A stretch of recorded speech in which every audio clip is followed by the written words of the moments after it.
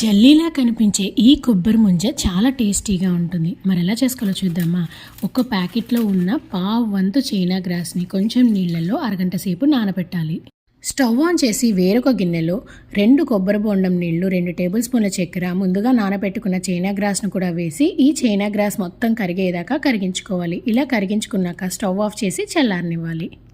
ఇప్పుడు కప్పు కానీ మౌల్డ్స్ కానీ తీసుకొని దీంట్లో చిన్న చిన్న కొబ్బరి ముక్కలు వేసి చల్లారిన కొబ్బరి బొండం నీళ్లు, అలాగే పైన కొబ్బరి బొండంలో ఉన్న కొబ్బరిని కూడా చిన్న చిన్న పీసెస్గా కట్ చేసుకొని 1 అవర్ ఫ్రిడ్జ్లో ఉంచామంటే చల్లని కొబ్బరి ముంజ రెడీ.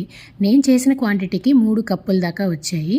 కొబ్బరి బొండం నీళ్లు తీయగా ఉంటాయి కాబట్టి నేను 2 స్పూన్ల చక్కెరే వాడాను. మీ స్వీట్నెస్ తగ్గట్టు అడ్జస్ట్ చేసుకోండి.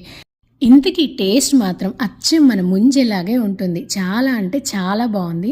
పిల్లలకి చూడ్డానికి కూడా ఇది జల్లీలా ఉంటుంది కాబట్టి ఇష్టంగా తింటారు. వీడియో యూస్ఫుల్ అనిపిస్తే లైక్ చేస్తారు కదా. Happy cooking.